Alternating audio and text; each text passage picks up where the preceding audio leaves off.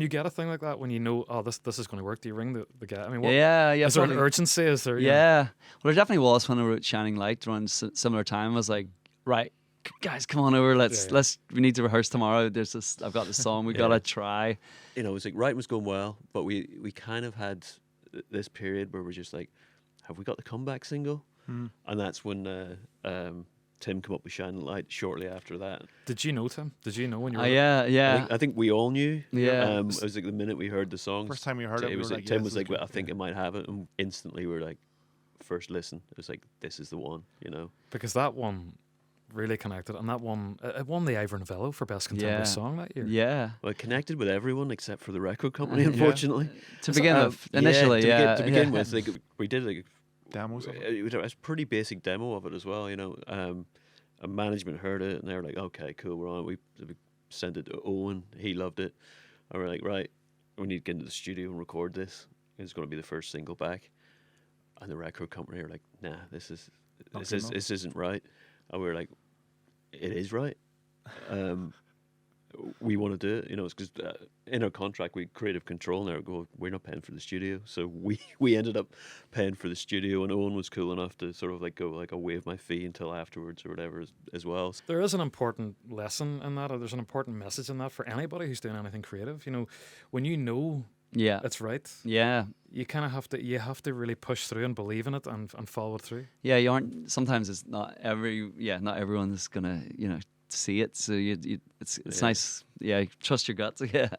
We're just going back through some of the moments of your absolutely amazing career, and I wanted to focus on one just now, and it's the concert for Yes Vote that took place in 1998. Now, you took part in that gig, and it was just before the vote for the Good Friday Agreement.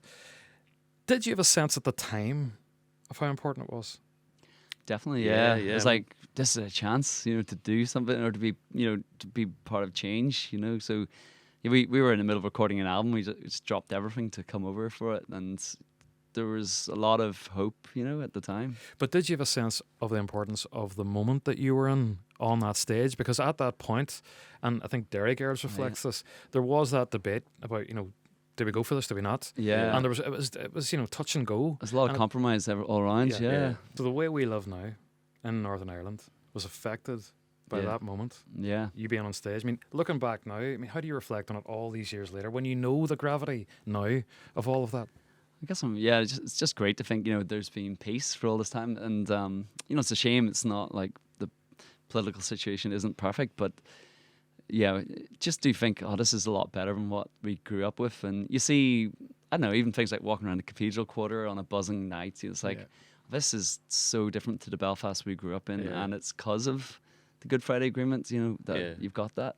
It's the same place, but at the same time, it looks so different to how it was back in, you know, the early 90s when we were playing some of our first gigs, like not too far from the OES Centre, and, you know, it was like, it was a dangerous place back then, you know what I mean? But like, you walk around now and you've got like walking tours happening and stuff like that, and it feels like a real, like, just a cosmopolitan city, just like getting on with life, you know? It's great.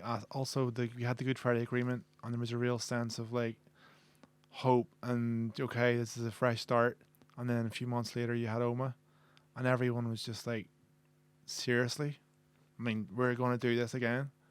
And that, I think, for a lot of people was like the red line. Like, not, you know, if anyone was borderline, they were like, right, enough. Yeah.